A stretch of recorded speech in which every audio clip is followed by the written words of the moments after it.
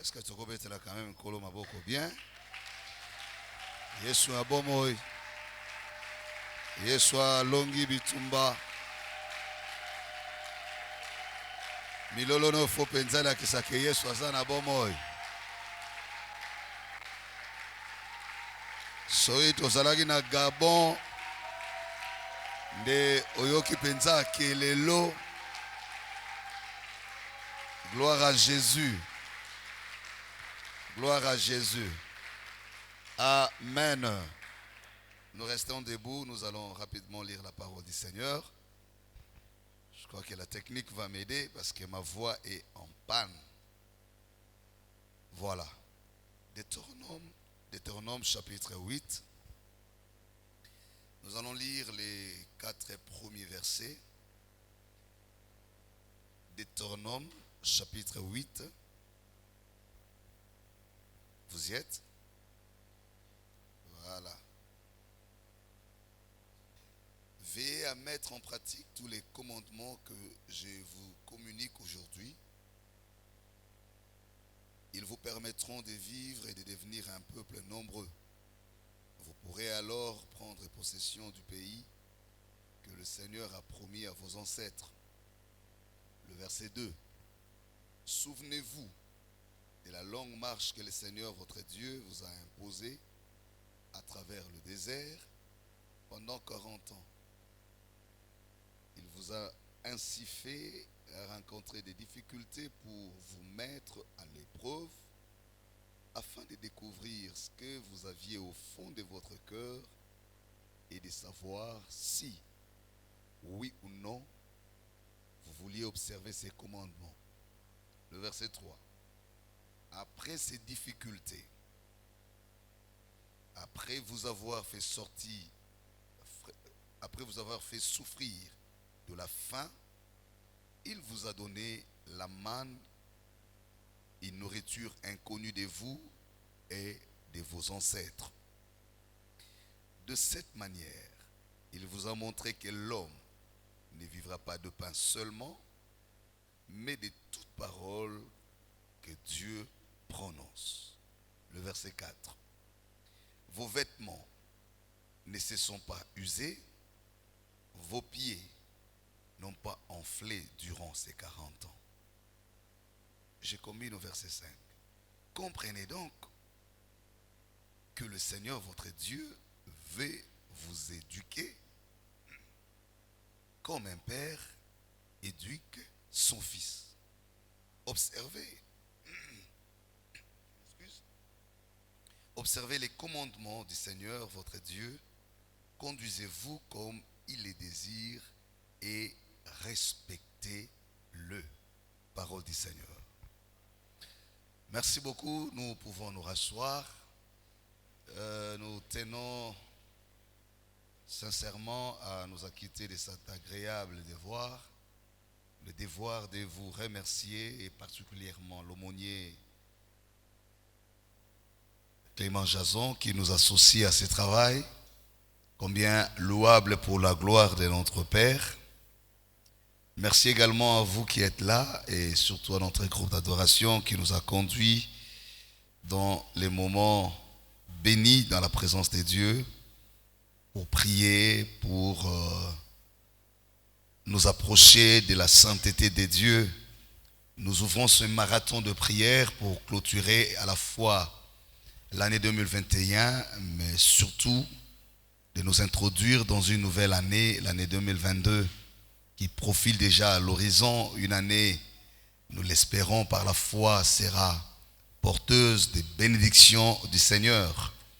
Je disais à la paroisse de Lista où je suis, et nous avons déjà commencé ces mêmes programmes de prière, je disais l'avantage qu'il y a pour nous chrétiens de nous trouver en face de Dieu et pendant ce moment, c'est à la fois de pouvoir avoir l'occasion de passer en revue ce qu'a été l'année en cours dans ses péripéties.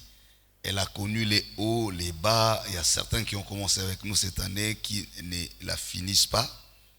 D'autres sont tombés sur le champ de bataille. Mais le fait même pour vous d'être vivants jusqu'au mois de décembre, en séjour, C'est vraiment une grâce du Seigneur.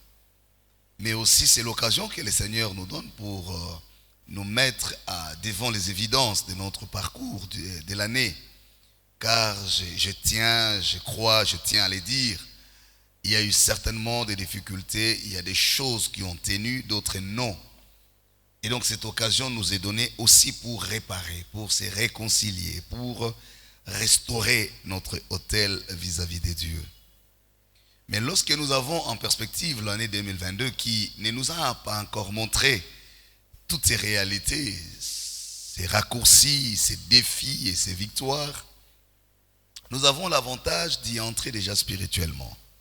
Et j'illustrais avec Moïse qui, à l'approche de Canaan, a dû envoyer les espions pour s'assurer de toutes les précisions faites par les promesses de Dieu, en disant allez voir si le pays vers lequel nous allons coule réellement le lait et le miel. Et cet exercice a aidé quand même le peuple à savoir se préparer mentalement, spirituellement, parce qu'au retour de l'espionnage, il y a eu des versions de faits. Un groupe va dire à Moïse, c'est vrai, nous y sommes allés, certainement c'est un pays qui coule le lait et le miel, mais la réalité que nous y avons trouvée, ce qu'il y a le fils d'Anak, des géants, et à leurs yeux, nous paraissions comme des sauterelles. Ça c'est le premier groupe. Mais le deuxième groupe, le groupe des Jephthé, des Josué, va dire, mais non, écoutez, nous avons été avec un Dieu. Il y a un souvenir avec un Dieu. Il y a un Dieu qui nous a sortis de la maison de la servitude. Ce Dieu-là nous a fait traverser à pied sec la mer Rouge. Ce Dieu-là a fait beaucoup de miracles. Et nous ne pensons pas qu'à ce stade, il va nous abandonner. Et c'est la foi de Jephthé, c'est la foi de Caleb, j'allais dire, c'est la foi de Josué et Caleb qui a fait à ce que cette fois, tout le peuple repose sa confiance, et surtout ceux qui ont eu les rendez-vous de l'histoire avec Dieu. C'est pour dire, bien-aimés dans le Seigneur, quand l'Église nous offre de tels moments de prière pendant des semaines pour être présent dans la présence de Dieu, c'est aussi nous donner l'avantage sur les autres. C'est aussi nous permettre à découvrir ce qui nous attend comme défi en 2022. Mais en même temps, c'est de nous mettre à la hauteur de ces défis pour que nous ne paraissions pas comme des sauterelles, comme des insectes devant les lions, mais que nous soyons à la hauteur d'affronter ces grands défis. Ne jamais oublier ton parcours, ou n'oublie jamais, ou ne jamais oublier votre parcours avec Dieu. Tel est le thème sous lequel nous voulons partager ces messages de la part du Seigneur. Ça dit beaucoup quand j'ai eu ces thèmes. Je me t'ai dit, un thème pareil qui arrive en fin d'année nous rappelle fondamentalement des choses, nous rappelle d'où nous venons avec Dieu, ce que nous avons vécu avec lui, mais en même temps nous projette dans ce qui nous attend.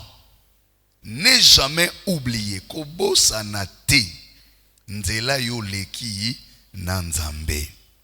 Nde mama na likambo na biso yango wana. Donc awa eza lokola bazobenga biso na rappel historique, mais aussi bazopesa biso vision prophétique. Kobosa na ata détail mokote na parcours oyo yo osali na Nzambe. Kolanda 40 ans oyo yo oleki na kati na désert. C'est une parole intéressante qui vient à un moment intéressant de l'histoire de ces peuples, parce que en fait, ici, si nous revenons dans le texte, l'élément central qui ressort ici, c'est l'éducation du Seigneur. Ça, c'est l'élément crucial de ce thème, l'éducation. A forma kabiso ndenge nini nzambe atangisa kabiso ndenge nini nzambe alingaka tozala kolandisama vision na ye, l'éducation. Et na kati ya thème oyo bazoba na biso ete esika otokomi to bandi yango lelo te. Et si quand otokomi, touti quelque part, to leki na banzela, to leki na ba épreuve, to leki na makambo songolo pakala. Et ce qui makambo wana eleka na vie na biso, ezalaki un objectif be moko. C'est que Nzambe alingaki ko tangisa biso. To Nzambe alingaki ko éduquer biso. Mais pourquoi ça ko éduquer biso? Parce que yebi ete siko tozo kende alingi toye ba solo ete tokozala na Nzambe mosusu te liboso na biso. J'aimerais rentrer vraiment dans le texte et on va démarrer. Le premier point que je nous propose ici dans notre message, c'est le sens de notre parcours. Je voudrais donner 2-3 éléments importants du sens de notre parcours.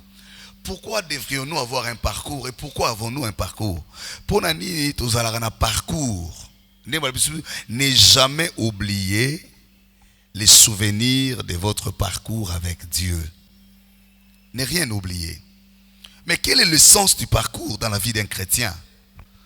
Je me pose la question, est-il important pour un chrétien d'avoir un parcours avec Dieu? Et comment reconnaître que j'ai fait un parcours avec Dieu?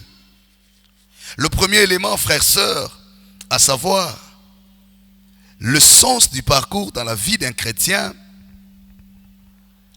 c'est avant tout nous aider ou nous permettre à découvrir ce que Dieu est pour nous. Est-ce que vous êtes là? Le sens du parcours est de nous aider à savoir ce que Dieu est pour nous. Je viens de dire l'identité de Dieu, on ne peut pas les connaître. La connaître, Dieu est immense, Dieu est infini. Mais le Seigneur, dans sa grandeur infinie, se révèle à nous en fonction de ce qu'il veut que nous connaissions de lui. En d'autres termes, ce que Dieu est ne se définit pas par ce qu'il donne. Mais ce que Dieu est se définit par ce qu'il pense être pour nous. Je le dis mieux. Ce n'est pas dans l'avoir que se définit l'être de Dieu. Car ce que Dieu donne n'explique pas toute la grandeur de ce qu'il est. Mais ce que Dieu donne exprime ses intentions dans le temps et dans l'espace pour l'homme. Raison pour laquelle des fois, la préparation dans le chemin de Dieu est plus importante que la bénédiction. Dieu ne s'empresse pas à nous bénir. Dieu ne s'empresse pas à nous faire arriver à destination de ses promesses. Dieu s'empresse à se faire connaître à nous dans le cheminement de notre parcours. Donc, je le dis encore en d'autres termes, frères, sœurs. S'il y a quelque chose pour lequel Dieu se bat tout le temps, depuis les livres de Genèse, dans le récit de la création jusqu'à aujourd'hui, c'est que Dieu cherche et tient à ce que l'homme connaisse qu'il est Dieu. Et Dieu veut que tu saches qu'il est Dieu, pas seulement de la manière dont tout le monde peut le savoir, mais surtout de la manière dont il veut que toi, tu le saches. C'est ce qui fait que nous n'avons pas tous le même parcours avec Dieu. Le choix de la révélation de Dieu indique la nature du parcours que nous avons avec Dieu. La manière dont Dieu veut que nous les connaissions détermine le parcours qu'il accepte de faire avec nous. Lolenge nzambe alingi toyeba ye ezotalisa banzela aponaka kolekisa biso. Nasepeli na kati ya thème oyo quand on relève ces vocabulaires parcours. C'est quelque chose de très important pour un enfant de Dieu. Vous pouvez naître de la même famille. Vous avez les mêmes âges. Vous priez dans la même église. Vous êtes dans le même pays. Mais les parcours que Dieu réalise avec chacun de nous est fonction de la manière dont il veut se faire connaître dans la vie de cette personne-là. Ce qui suppose quoi? Aucun événement de votre parcours sera étranger à la nature de la révélation de Dieu pour vous. Et l'autre côté, comme un parcours na yo, ezala différent na lolengo nzamba kana komi monisa. Je le dis mieux. Chaque épreuve de votre parcours est un terrain de révélation de Dieu pour ton histoire. À chaque fois que tu te trouves devant une situation X ou Y, et l'autre liboso pour un chrétien, c'est de se demander comment est-ce que Dieu veut que je le découvre devant cette situation. Qu'est-ce que Dieu veut que je sache de lui par rapport à cette situation? La difficulté souvent, c'est quand nous, les humains, arrivons devant une situation, avons tendance à expliquer, à se justifier, soit à se lamenter, mieux à murmurer. Mais Dieu, quand il nous met devant certaines situations, ce n'est pas seulement parce qu'il veut entendre les cris de nos murmures. Ce n'est pas parce qu'il veut entendre les justifications que nous donnons. Mais beaucoup plus, il veut vérifier notre niveau et stabilité de la foi. Et vous allez, quand nous allons revenir dans le texte, c'est ce qui est clairement montré ici. Je rappelle que le premier point de mon thème, de mon message, c'est le sens de notre parcours. Et j'ai dit le premier point du premier sous-point, enfin le premier sous-point du point 1, c'est de découvrir ce que Dieu fait au travers de ces événements dans notre parcours. Bien-aimés dans le Seigneur, il est parfois difficile, et c'est ce qui se passe ici.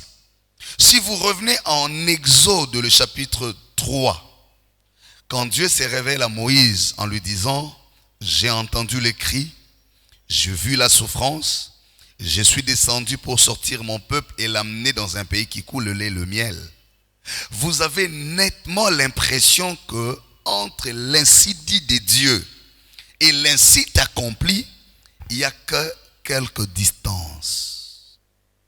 On ne pouvait jamais s'imaginer que la distance entre la promesse et l'accomplissement serait de 40 années de marche. Ni sur le plan géographique, ni sur le plan historique, ni sur le plan prophétique ou spirituel.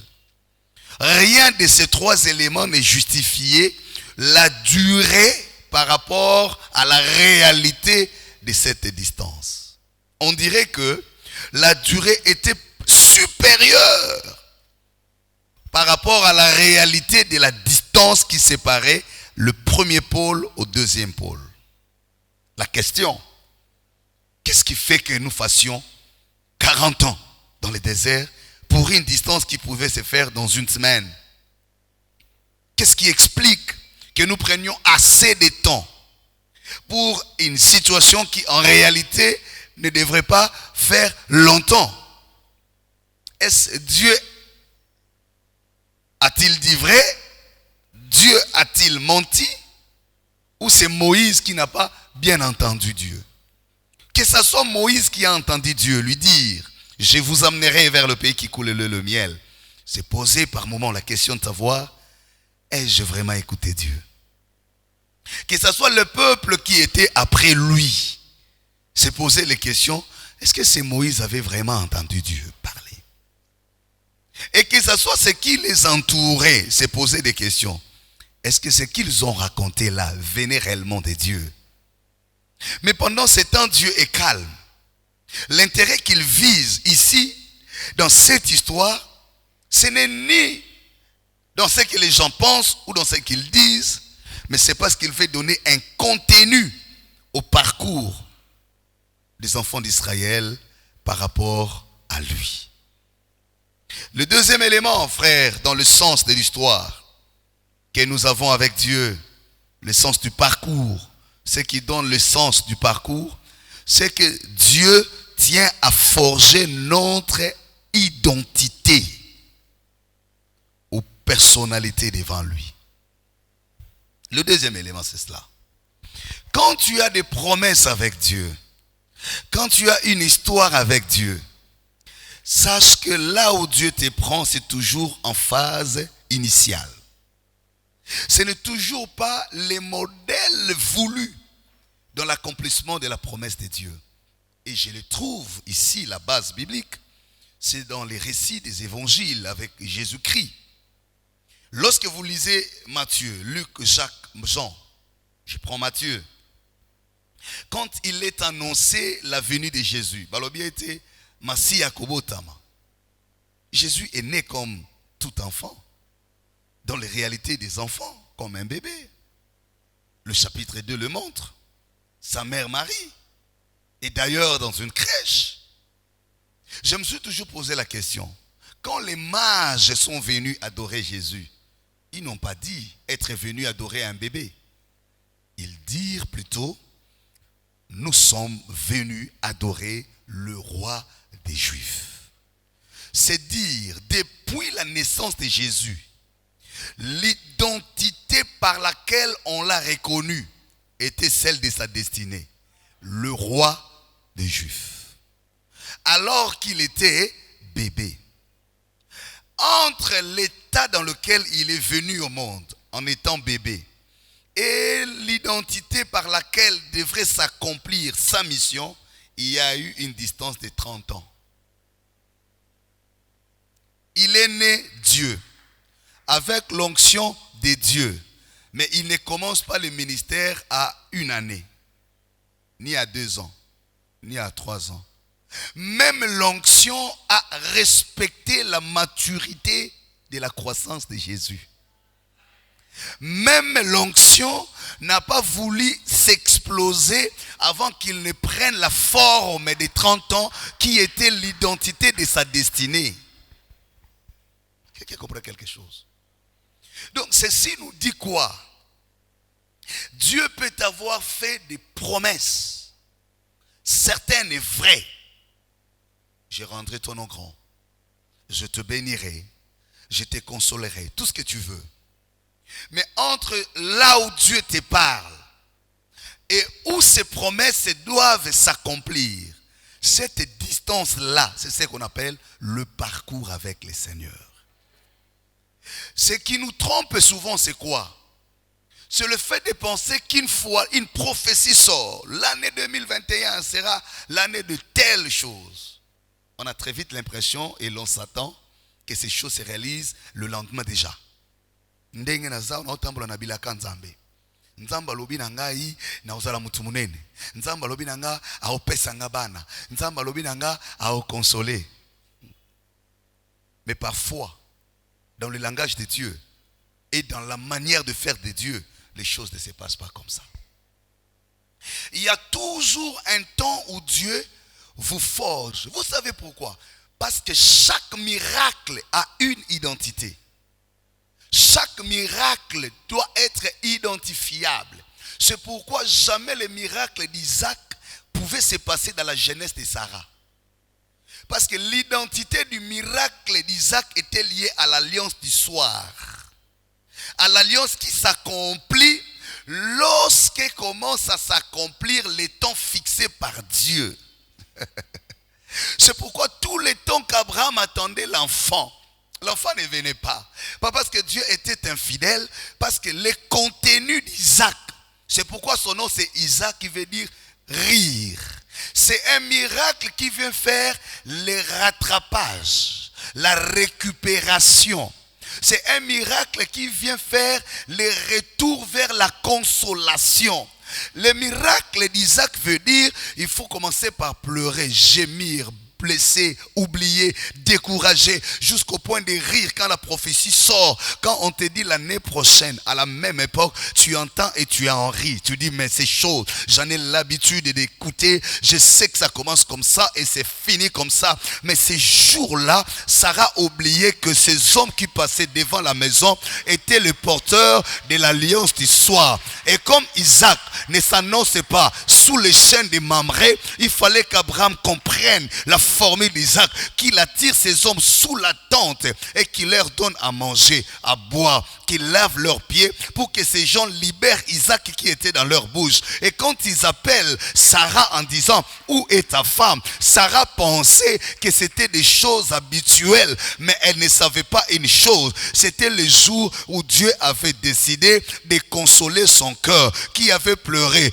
pendant longtemps. C'était le jour où Dieu avait décidé de donner le contenu à son amour par rapport à Abraham. Il y a des miracles, frère, dans ta vie qui ne donneront que le contenu de la fidélité de Dieu pour ta vie. Il y a des miracles dans ta vie qui ne donneront que le contenu de la patience dans ta vie. Il y a des miracles dans ta vie qui donneront le contenu de l'amour des autres pour toi. Il y a des miracles dans ta vie qui donneront le contenu de l'onction de la robe de Jésus.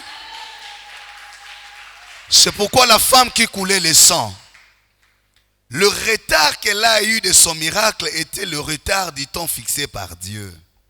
Ma soeur, mon frère, aucun miracle n'a de valeur lorsqu'elle intervient avant le temps de la maturité de ton identité. Pouvez-vous comprendre pourquoi Dieu a caché David pendant longtemps dans le désert? Tout le temps que Goliath faisait ses succès, David était à l'école des lions et des ours. L'onction de David a eu sa force lorsqu'elle a atteint l'âge prévu pour la fin de la carrière de Goliath. Si David avait attaqué Goliath pendant qu'il commençait sa carrière, il n'aurait pas gagné cette bataille. Parce que Dieu voulait d'abord que Goliath commence par faire un nom, qu'il commence à avoir une réputation, qui convainc toute la société sur la nomenclature des armements conventionnels. En Israël comme en Philistine et partout, on savait que les armes universelles, c'était la lance, le javelot, le bouclier, tout ce que vous voulez.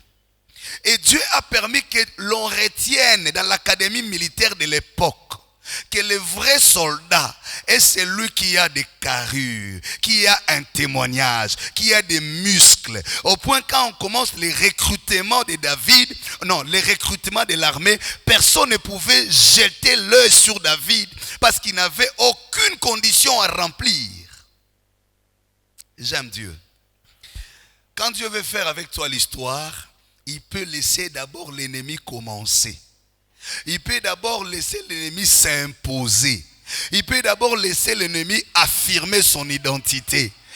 Quand David vient, Samuel chapitre 17, vous allez vous rendre compte que c'est l'affaire de deux personnalités. Le premier personnage, c'est Goliath qui est connu. On le décrit. On parle même de son histoire. Mais David apparaît comme un personnage moins connu. Pourquoi moins connu? Parce que son personnage ne pouvait se révéler que sous l'onction qui devrait mettre Goliath par terre. On a commencé à connaître David à partir de la victoire de Goliath. Tout ce qu'il a fait avant ces combats rentrait dans la maturité de son identité. Même quand il remportait les combats devant les lions et les ours, ce n'était pas des victoires publiques, mais des victoires à construire son identité. Il y a des victoires que Dieu te donne, pas pour que tu deviennes célèbre, mais pour que tu arrives à la maturité. Est-ce que je me fais comprendre? Il y a des étapes par lesquelles Dieu te fait passer. Pas parce que tu dois en être récompensé, mais parce que tu dois en être fermement assis. Et des fois, nous nous confondons. Nous nous battons avec les temps. Oh, et le succès de David était fonction du succès de Goliath. Si Goliath n'avait jamais un grand nom, la victoire de David n'aurait jamais le même écho. L'écho de la victoire de David est fonction de l'écho du nom de Goliath. Tu passes par une famille, il y a beaucoup de problèmes. Mais tant que tu es encore à ton état de formation, Dieu sait que ce n'est pas encore le temps. C'est comme ça que même à la résurrection de Lazare, Jésus a fixé la résurrection de Lazare 4 jours après. Vous savez pourquoi? Parce que la situation devait atteindre les niveaux de l'impossibilité. Pour attirer l'attention de Jérusalem, il devrait faire le miracle au chapitre 11 qui n'était pas identifié du chapitre 1 au chapitre 10. Quand Dieu veut changer le pôle de l'histoire de ta vie, il te place parfois devant de nouveaux défis. Pas parce qu'il ne t'aime pas. Frère, le jour où Dieu a voulu enseigner à l'humanité qu'il est possible de modifier le régime alimentaire d'un poisson, il a livré Jonas dans les ventres du poisson. Donc, retenez que le sens de ton parcours avec Dieu, il y a des moments, tu auras des victoires, mais pas pour en être payé. Tu vivras des succès, mais pas pour être acclamé. Tu passeras par des épreuves, mais pas pour être enterré. Tu vivras des humiliations, pas pour être retranché de la liste. Tu vivras parfois des combats, pas parce que Dieu ne t'aime plus. Que ce soit dans les bons ou dans les moments difficiles, il y a des choses qui contribuent à la formation de l'identité de notre destinée. Voilà même que quand Dieu parle de Gédéon, Gédéon tel que son père l'a conçu. La vision de son père, c'était un enfant qui devrait être un boulanger, qui protégeait les petites, la farine face à la menace des Madianites. Mais quand Dieu se révèle à lui, il ne parle pas d'un boulanger, il parle d'un héros. Il y a toujours une identité. La question, c'est quand est-ce que cette identité se révèle? Les temps, c'est Dieu qui les fixe. Pour les uns, ça peut commencer pendant qu'ils sont jeunes. Pour les autres, ça peut être à un âge avancé. C'est là où parfois ça nous perturbe. Parce que tu as tendance à te comparer aux autres. Mais tel, les Cambodgiens ont 25 ans. Ngana a 25 ans. Na comprendre le toti et le lot comme il a 32. Ozo barakate. Il dit attention maman. Faites très attention. Parce que tu peux être mari, mais tu portes la grossesse de Jésus. L'histoire de Marie n'est pas celle de Jésus. Dieu peut faire passer entre tes mains ce qui ne t'appartient pas. Dieu peut te faire passer par ton école ce qui ne sera pas à la hauteur de ton onction. Dieu peut te faire maître, mais pour préparer des plus grands maîtres que toi. Ne pensez pas que tous ceux qui passent sous ton autorité auront une destinée limitée sous ton autorité. Il y a des gens qui passeront par ton école dont le destin commenceront sur tes épaules. Il y a des gens qui passeront sous ton autorité dont le destin seront 3 fois plus grand que ton destin. Ne pensez jamais limiter les choses à la limite de votre vision. Quand Dieu prépare quelqu'un, quand Dieu nous envoie des serviteurs à l'église, des servantes, vous êtes à l'intercession, vous êtes à l'évangélisation, à la jeunesse, ayez l'œil ouvert spirituellement pour savoir que Dieu n'introduit dans l'histoire que des hommes et des femmes avec lesquels il tient à écrire l'histoire. Quelqu'un peut être plus petit que vous, nouveau dans l'église, mais il vient avec une vieille histoire avec Dieu. Je disais à l'église, Paul est arrivé le dernier. Il a même bousculé les protocoles apostoliques. Parce que dans le sens apostolique, il était prévu 12 apôtres. Et à l'absence de Judas, on a fait le tirage au sort. C'est Matthias qui avait remplacé. En réalité, l'appel tardif de Paul ne devrait pas le faire appeler apôtre parce qu'il y avait déjà 12 apôtres. Mais j'aime Dieu, quand il vient avec Paul, il ne lui donne pas le rôle de Pierre, il ne lui donne pas le rôle de Jacques, il ne lui donne pas le rôle de Jean ou de Matthieu. Il dit à Pierre qui était en train de réfléchir, il dit celui-là, c'est vrai, était un persécuteur, c'est vrai. Mais c'est aussi vrai, c'est lui qui parlera devant les rois et des nations. Je lui montrerai des choses à souffrir parce que je l'appelle à une mission particulière. En d'autres termes, je forgerai son identité. Ne tuez jamais vos étoiles par les tâtonnements de leur identité. Il y a des gens que vous aurez au milieu de vous, mais dont vous ne connaîtrez pas naturellement leur destinée. La clarté de l'identité des hommes qui vous entourent précise la clarté de la destinée que vous partagez en commun. Le grand combat de Joseph dans la maison de son père, c'est la confusion sur son identité. Parce que quand lui voyait les visions, ses frères voyaient sa robe. Quand lui voyait recevoir des songes, ses frères voyaient la robe. Au lieu de se concentrer sur l'interprétation de ces songes, mais ils se sont concentrés sur l'âge qu'il avait dans la tunique. Ils ont estimé qu'il ne méritait pas la tunique parce qu'elle était de plusieurs couleurs. Pour arrêter les combats, il fallait lui arracher la tunique et arrêter le rêve. Ce qui était une erreur grave. Parce qu'il était le cadet de la famille, mais dans la position prophétique, il était l'aîné de la famille. Il y a des fois où nous tuons les étoiles, les héros que Dieu nous envoie à cause de la confusion sur l'identité. Le troisième aspect. Je vais finir le premier point à ce niveau-là. Le troisième aspect du sens de notre parcours. Le premier, j'ai dit, Dieu nous permet de savoir ce qu'il est. Deuxième des choses, Dieu permet d'asseoir notre identité. La troisième des choses, Dieu nous prépare à devenir des références pour les autres. Quand Dieu fait une histoire avec vous, quand Dieu écrit l'histoire avec vous, quand il veut faire de vous les hommes ou les femmes de l'écriture de votre génération, bien aimé, en réalité, ça pensa pour nayote. Mais ça pour que Nzambe a se servir na kanayo. Et nanzela ya kanayo ate ya batu mususu o barozala na même dimension ya rondima lokola yote. Jean chapitre 11. J'aime bien ce texte. La Bible dit, avant même qu'on parle de la maladie et de la mort de Lazare, la péricope commence par dire, Lazare était l'ami à Jésus.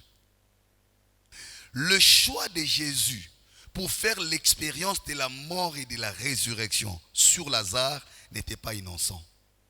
À la base, Lazare bénéficiait de la confiance extrême de Jésus, parce que Jésus aussi bénéficiait de la confiance extrême de Lazare. Entre Lazare et Jésus, il y avait une histoire. Entre la famille de Lazare et Jésus, il y avait une histoire. Une histoire de telle enseigne que même quand Dieu ne console pas, ces gens-là devraient toujours être prêts à recevoir Jésus au même titre, avec le même honneur, le même respect. Et c'est ce qui se passe dans ces récits. Quand Jésus arrive, la première à apprendre la nouvelle, c'est Marthe. J'aime son humilité, son innocence. Elle dit ceci: Seigneur, si tu avais été là, Lazare ne serait pas mort. Mais avant cela, elle se rappelle de tout ce que la société lui disait. Mais lui qui disait être l'ami de la famille, il a guéri même de malades. Comment les cas où vraiment, là où il mange, il boit, il passe des journées, il ne pouvait vraiment pas intervenir. Et vous dites vraiment avec force qu'il vous aime. Et quand Marthe entend ces paroles-là, ça troublait les cœurs. Bon, balobake va sambelaka. Bon, balobake ba famille chrétienne. Bon, balobake ya lobake abanga nzambe. Ya lobake afutaka dim. Ya lobake tout ce que là tu dis pour Dieu, tout ce que tu fais comme adoration devient des paroles d'opposition contre ta foi. Et parfois les gens t'opposent et tout ça. Mais toi tu dis que tu crains Dieu. Toi tu dis que tu sers Dieu. Toi tu dis ceci, cela. Comment cela peut-il t'arriver?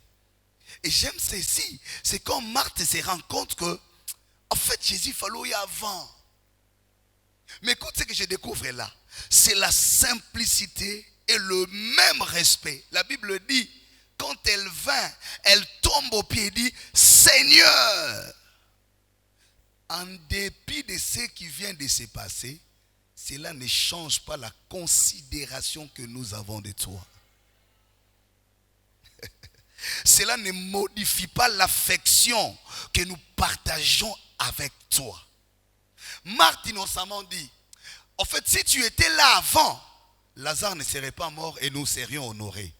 Mais maintenant que tu viens après, Lazare est déjà mort, mais nous t'honorons seulement. Et toujours. C'est ce qu'elle veut dire. Soroyaki avant, Lazare a encore koufate. Tu as commission sous ma case. Mais au lieu d'un retard, Lazare a sa koufi. Moutigal noka Seigneur. Est-ce que quelqu'un comprend quelque chose? Dieu ne prend pas les risques de faire certaines expériences avec des gens sur lesquels il ne compte pas trop. C'est une fierté pour toi d'être l'expérience de la stérilité avec Dieu pour cette génération. C'est une fierté pour toi d'être le candidat de l'école de la fosse au lion, même quand personne ne croit en toi. C'est-à-dire, il y a des choses que les autres connaîtront et comprendront de Dieu, que grâce à l'expérience que toi tu auras faite avec Dieu. Frère, tout le monde ne peut pas mettre le pied dans le feu au nom de Dieu. Tout le monde ne peut pas tout accepter pour Dieu. Il y a des gens qui sont à côté de l'écambou, côté dans le lobby dans le pingui. Et ça na bateau sont à côté de l'écambou, côté dans le lobby dans le kabanganga. Et il y a un bateau sont à côté de makambo, côté dans le lobby dans le kimi, abomi famille. Et il y a un bateau sont à côté de makambo, côté dans le lobby dans le divorcé. Mais il y a un bateau, et je disais cela à l'église hier. C'est quand même gravissime pour celui qui a commencé avec Dieu. À un moment de l'histoire, pour des raisons inavouées, qu'il renonce à Dieu et qu'on apprenne qu'à comment nakisi, qu'on apprenne qu'à comment occultiste, qu'on apprenne qu'à comment magicien, parce qu'il veut avoir du succès, parce qu'il veut avoir l'élévation. Quelqu'un qui a vraiment rencontré le Seigneur. Et pour des raisons, soit parce qu'il n'a pas ce qu'il attendait de Dieu, ou parce qu'il n'a pas eu ce qu'il pensait avoir. Demain qu'on apprenne qu'à pingwa, à comment ne prostituer, à comment naïe ce qui nani, parce que à zuite au nzamba laka qui est, ça pose quand même un sérieux problème.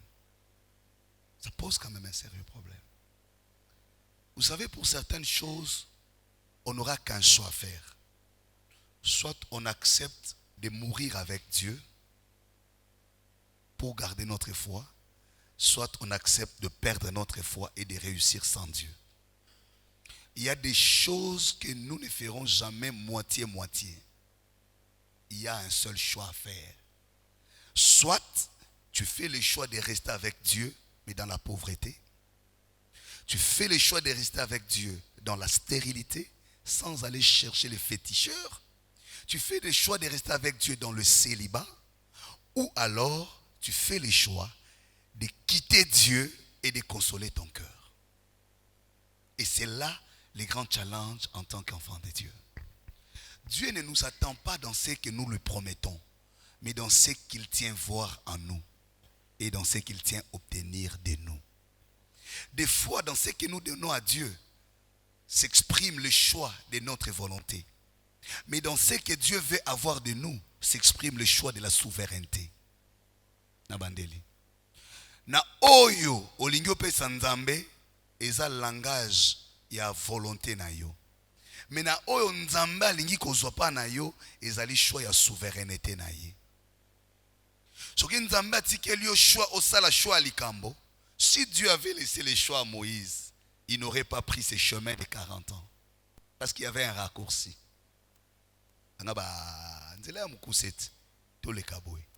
Le choix du désert n'est pas le choix de Moïse, mais c'est le choix de la souveraineté de Dieu.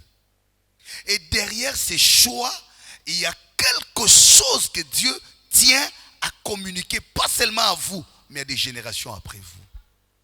C'est là où ça devient très compliqué pour nous, frères, sœurs. J'ai béni Dieu, l'Esprit qui a révélé à son serviteur et à tous ses serviteurs qui sont avec nous ce thème. Ne jamais oublier les souvenirs de votre parcours avec Dieu. Pourquoi il prend ces chemins si longs? Pourquoi il prend ces chemins si tortueux? Tango mitolobi menzambe na sala nini? Ezalaka nini yango na ngai? Otali baninga bobandana bomi bango ozokende boye bakomi. Bango ba osala boye esimbi. Bango ba osilisi ka classe makambo ke bien. Mais yango ezalaka nini? Le choix de la souveraineté. C'est un choix qui n'appelle pas ton appréciation. C'est un choix qui n'appelle pas ta discussion. C'est un choix qui n'écoute même pas parfois tes larmes. C'est un choix parfois qui n'écoute pas tes murmures. C'est un choix qui n'attend que ta soumission. C'est un choix qui n'attend que ton obéissance. Parfois tu le fais en graissant les dents. Mais pendant ces temps, Dieu s'est dit, je suis réellement souverain. Des fois tu le fais avec dignité bannie. Est-ce que je peux encore parler devant les gens? Dieu dit oui, c'est ce que j'ai voulu pour que tu comprennes. En réalité, c'est moi qui fais que tu sois ce que tu es. Tu ne tiens que sur ma grâce. Il y a des fois Dieu veut te montrer, ce n'est pas ta beauté qui fait l'excellence. Il y a des fois où Dieu veut te montrer, ce n'est pas ton français, ce n'est pas ton diplôme, ce ne sont pas tes relations. Il y a des fois où Dieu veut vraiment que tu comprennes, c'est sa main qui te porte. C'est le choix de la souveraineté.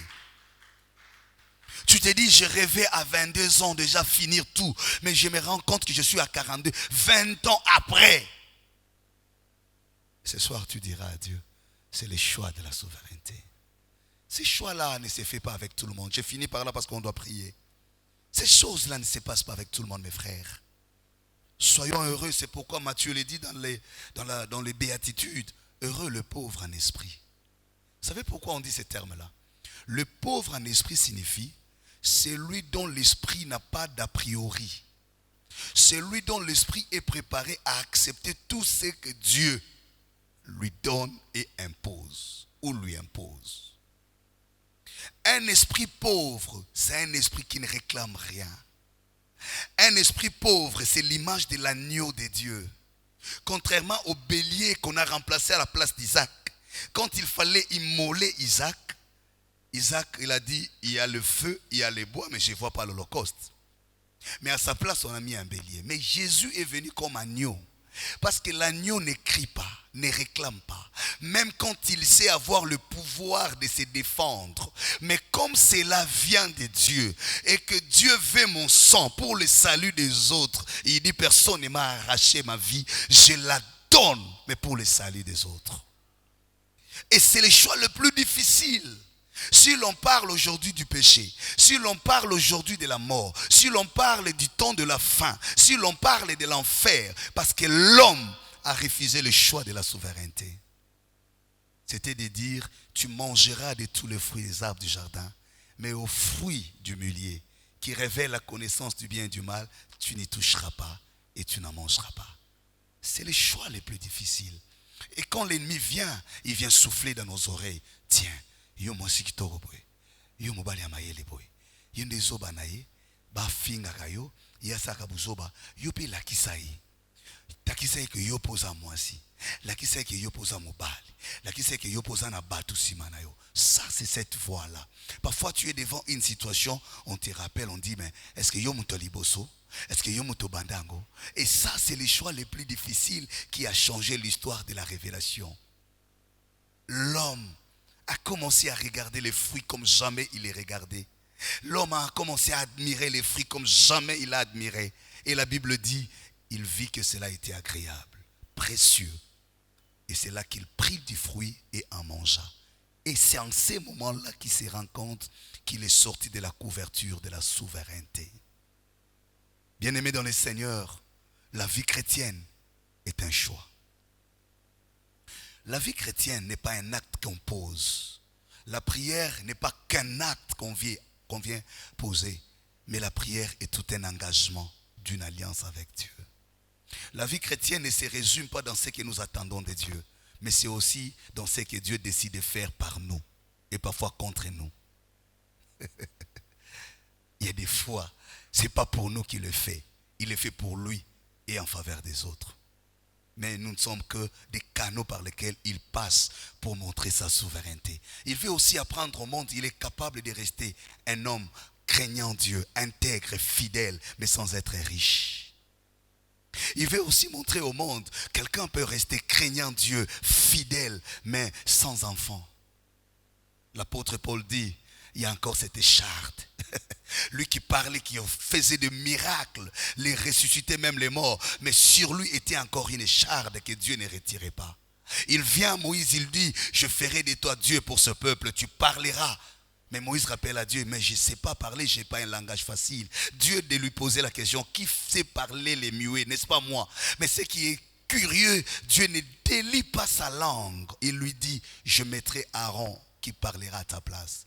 Cela veut dire, je te veux avec tes limites du langage. Je ne guéris pas de langage pour te donner les critères totaux. Tu n'as pas besoin de totaliser les critères pour être sûr de la fidélité de la mission.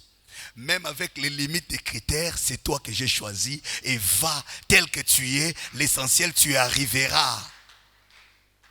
Il y a des fois, nous voulons que Dieu change notre démarche. Il y a des fois, tu veux que Dieu change même ton physique pour être sûr de ton mariage. Je disais à l'église, c'est un avis personnel que je partage avec personne. Je ne suis pas trop d'accord avec ceux qui vont changer leur nationalité. J'ai toujours considéré ça comme une remise en question de la souveraineté de Dieu. Je suis fier d'être congolais.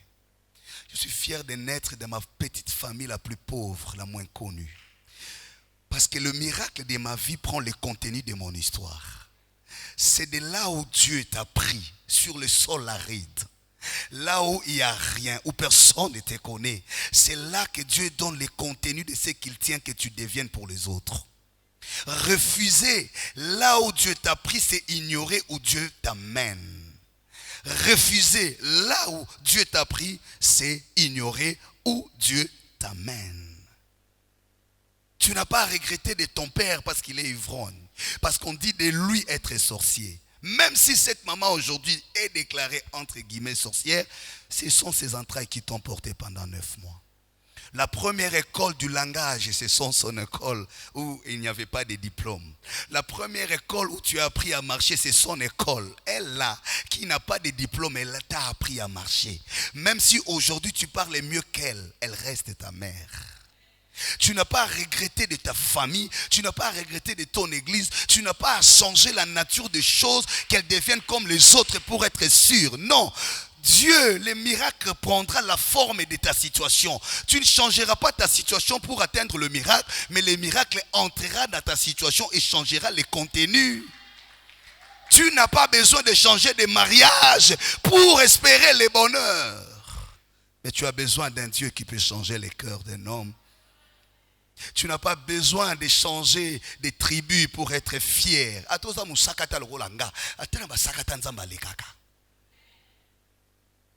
Est-ce que quelqu'un comprend quelque chose? Tu n'as pas à regretter ton parcours. Là où Dieu te visite, c'est là que commence l'histoire avec lui. Le miracle a aussi la responsabilité de réparer les dégâts de l'histoire de quelqu'un. C'est pourquoi quand l'hémorragie de la femme de perte de sang a arrêté, et là aussi le miracle a réparé les 11 années de honte. Et quand Lazare ressuscite, la résurrection répare l'odeur du tombeau. C'est pourquoi il ne ressuscite pas avec l'odeur du tombeau qu'on sentait avant la résurrection. Quand il ressuscite avec une nouvelle odeur qui est l'odeur du témoignage de la fidélité de Dieu. Je prie que Dieu nous aide.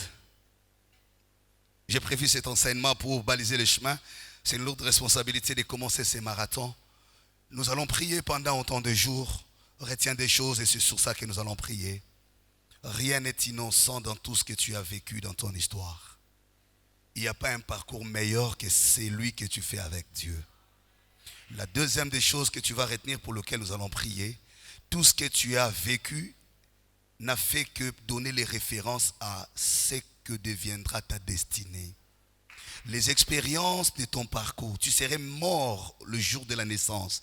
Dieu est intervenu, tu n'étais pas en jeûne, tu n'étais pas en prière, tu n'avais pas payé la dîme. Dieu te connaît même quand toi tu oublies qu'il existe. Et tout ce qu'il a fait sans ta prière et sans ta foi, c'est te montrer que tu n'as pas à forcer les choses parce qu'il a commencé à t'aimer avant que tu apprennes à faire les 21 jours de prière. Il est arrivé des moments où tu as connu des accidents, tout le monde succombe, mais toi tu sors sain et sauf. Le matin tu n'avais même pas prié. Et quand ces choses sont arrivées, c'est pour que Dieu te rappelle ce que vaut ta vie à ses yeux. Il dit, tu as du prix à mes yeux. Je livrerai des peuples à ta place. Je sacrifierai des nations pour toi, car à mes yeux, tu as du prix. Je finis pour dire, les génocides d'Hérode sur les enfants n'avaient pas modifié la clarté de la mission de Jésus. Même quand tout Israël pleurait les enfants, la consolation était dans le temple entre les mains de Siméon. Siméon, quand il a vu Marie entrer, il n'a pas vu les larmes de Rachel qui pleurait les enfants, mais il a vu la consolation. Il a dit, mes yeux ont vu la consolation. Même si les autres femmes pleurent leurs enfants, mais il y a un enfant dont le destin consolera les larmes de toute la nation. Il y a un enfant dont le sang sauvera toute l'humanité. Même quand les autres pleurent, mais je sais qu'il reste encore le faible reste de la maison d'Israël. Je prophétise pour dire à quelqu'un, tu es le faible reste. Pendant que certains sont morts, pendant les 40 ans du désert, toi tu es resté debout parce que tu es le symbole de la fidélité de Dieu.